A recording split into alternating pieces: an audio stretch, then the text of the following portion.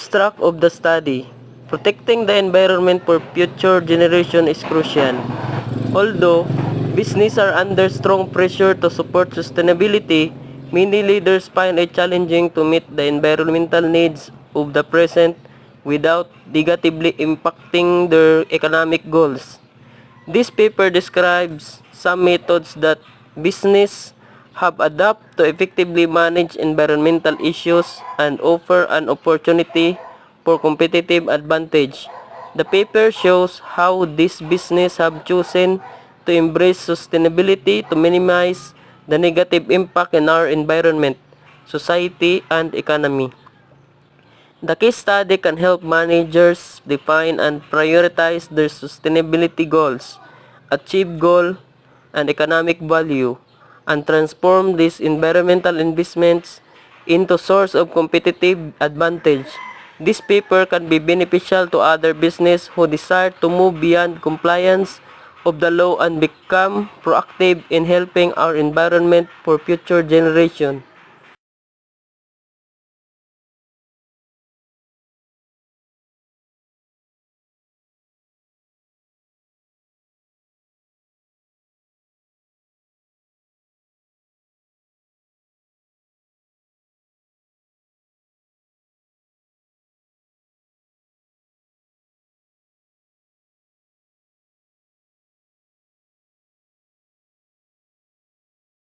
Introduction of the study. The world's population growth has been explosive over the past 50 years. This has resulted in rapid economic development throughout the world. The economic growth has put great strain on our ecosystem. As the world's population continues to climb, we are faced with increasing environmental challenge and depleting natural resources.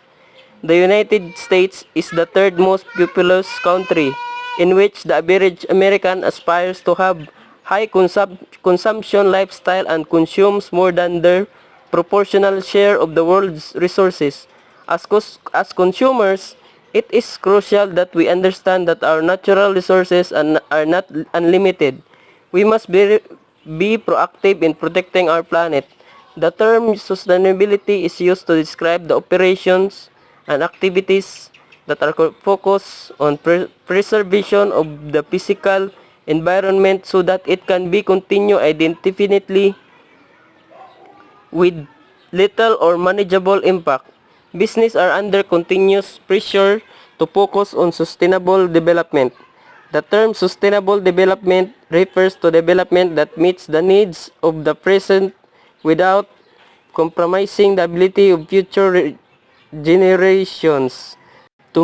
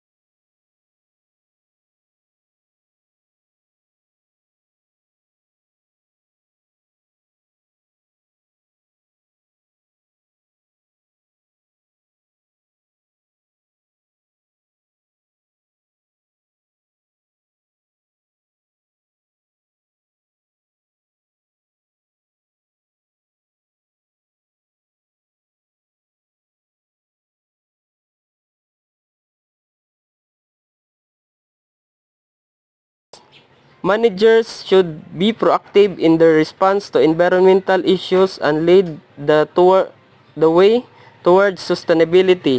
A survey conducted in October 2010 by KPMG and the Economist Intelligence Unit reviews the importance of and attitudes about sustainability among 378 business leaders worldwide. According to the results of the survey, 62% of managers reported that they have a strong corporate strategy for sustainability and an additional 11% of companies were in the process of developing one. The study also showed that managers at 44% of the companies agreed that sustainability is a source of innovation. Nearly 39% saw sustainability as a source of new business opportunities.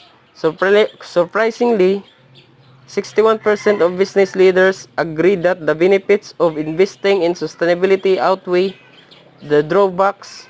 The number rose to 72% for big companies with revenues of 5 billion or above dollars.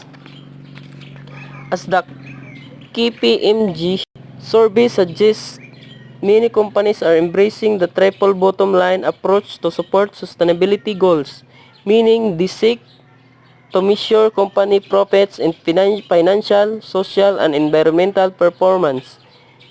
15. To achieve triple bottom line performance, a business must implicitly consider the social or people, environmental, planet, and economic profit impacts of their activities.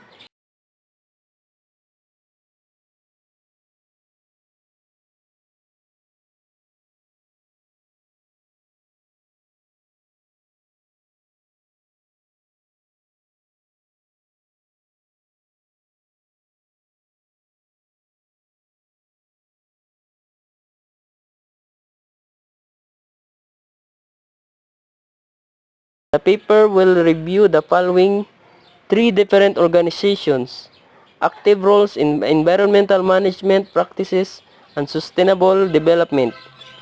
Interface Inc., a publicly traded company headquartered in Atlanta, Georgia. New Belgium Brewing Company, a private company headquartered in Fort Collins, Colorado, is an end market, a startup located in Orlando, Florida. The paper will analyze how these particular businesses have integrated the principles of sustainable development into their business process. How does sustainable development make economic sense for society? Through the case studies of the identified sustainable business, this paper will seek to address the following questions. What is the company's strategy and goals for sustainability? Do the company's sustainable initiatives create social, environmental, and economic value for its stakeholders?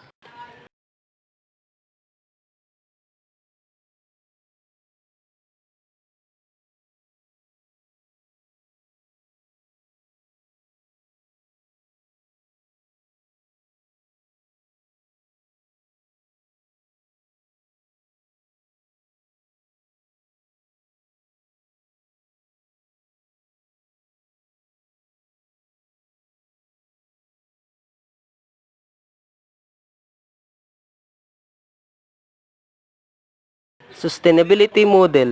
In considering ways a business can meet sustainable development and economic goals, managers must first understand how business and society interact within the constraints of the natural environment. Business organizations are formed to carry out certain commercial goals for a profit. Business is a part of society in which both operate within the natural environment. Both share the natural environment. This evolving and intertwined relationship among business, society, and the natural environment is crucial in understanding sustainability issues and meeting goals. Sustainable development refers to the activities to live within the means of our environment and ensure that our lifestyle or economy does not harm others, society. Sustainability occurs when the intersection of social, environmental, and economic factors meet. Another powerful model to define sustainable development is the three pillars of sustainability. Sustainability can be defined as the act of adopting practices and developing products and services that are socially, environmentally, and economically sound, while meeting the needs of the present without compromising the needs of future generations. All of these pillars must be considered with respect to sustainability efforts because they represent the key elements needed for a healthy life. Sustainable development seeks to achieve a balance in social development, environmental protection, and economic development.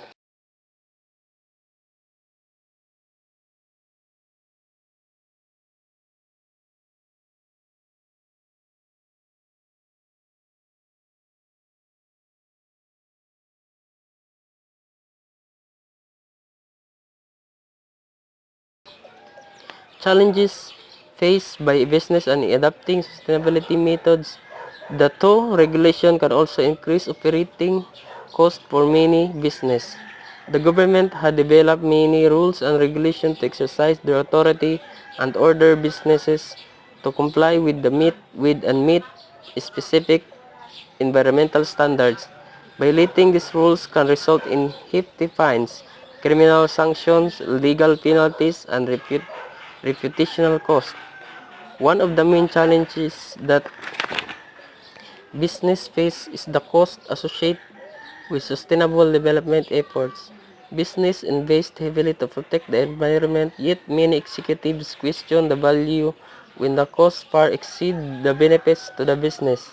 To combat the cost, some businesses have had to increase their prices for goods and services, which have resulted in a decrease of profitability. Competition has accelerated in today's society, so it is imperative that business keep a close eye on their rivals. If a competitor is not actively engaged in sustainable development, the business might find it challenging to compete effectively while incurring additional costs associated with sustainable development.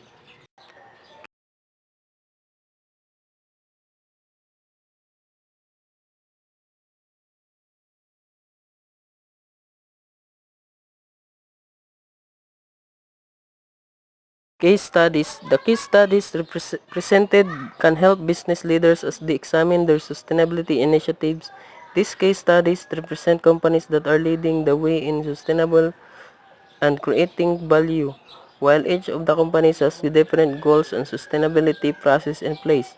There are several noteworthy attributes these companies have in common. The business leaders of each organization understands how sustainability has impacted their company. Although the leaders from each of these business manage sustainability differently, each take an active approach in seeking opportunities for sustainability in their business practices, strategy, and goals for sustainability. Each of the case studies showcased in this paper has set strategies and goals for sustainability at the inner core of their business to help them to operate in a responsible and sustainable manner. Interface culture and vision for sustainability is stimulated by its employees, who feel a passion and commitment towards the environment and society. The company's mission zero promise zero environmental impact by 2020 has transformed interface and inspired its employees to share their passion with their families and help change their local communities. New Belgium Brewing Company's commitment to the environment and society began at its inception. The company's sustainability initiatives are part of their core values and beliefs and tug at the heartstrings of its employees. East End Market's culture for sustainability is shared by its poor employees and is making a big impact in the community, largely focused on sustainability since its inception. East End Market has been recognized for their environmental efforts. In their drive for sustainability, these companies focus on their goals for sustainability and its impact on the environment. Although each of the companies is different, they each share a unity of commitment in their pursuit of sustainability goals and strategy. Sustainability is at heart of their organizational cultures, which is supported and embraced by their employees.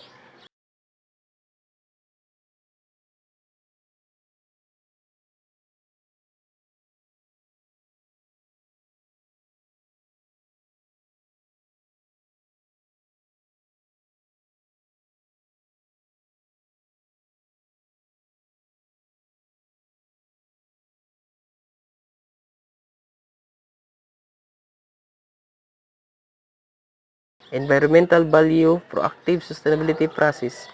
Managers desire to be excellent stewards of sustainability and create value for their stakeholders. Interface Mission Zero. Promised by 2020, the company has committed to operate a closed-loop flow of carpet materials and eliminate all of its gas emissions. To achieve this enormous goal, the company has set measurable standards and put processes in place. Interface and New Belgium Brewing Company are manufacturers of their products and have access to the resources to make the necessary sustainability improvements with their operating process. East End Market's few of sustainability initiatives and processes have helped the company be successful environmental stewards are developing sustainable agriculture to produce organic foods, composting to reduce food waste and recycling. There are many different routes to achieve sustainability. Companies can be proactive and directly impact the environment by changing their policy and using their own resources, or they can work with others to help them pursue their sustainability goals.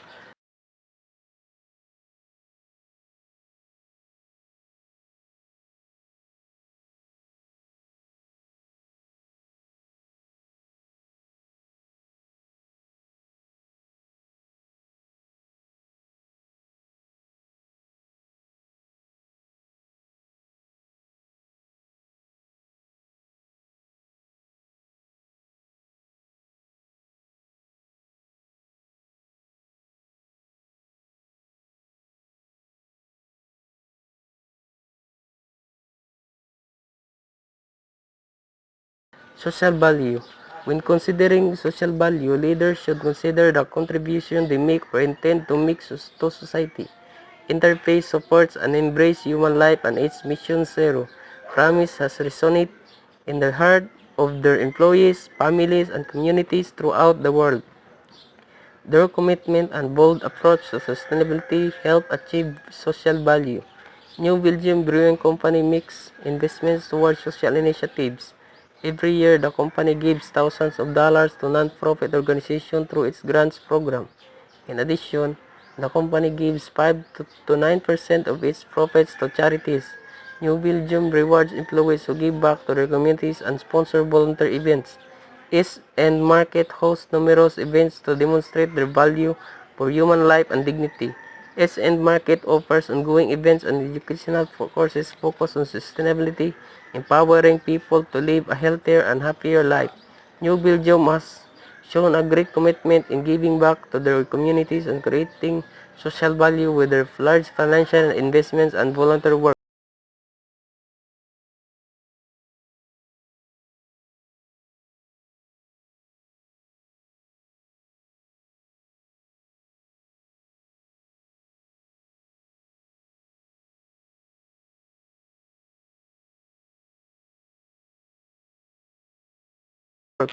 Financial value.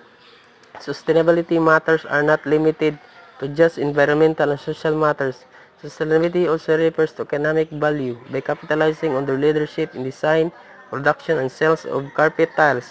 Interface had increased its presence and market share globally. Interface focus on sustainability has led to innovative ideas, cost savings, new markets, and profits. Belgium uses the worker ownership structure to preserve their legacy, according to the CEO of New Belgium, Mr. Kim Jordan. Combination of profitability, loving, and excellence, which in some ways could be seen as sustainability.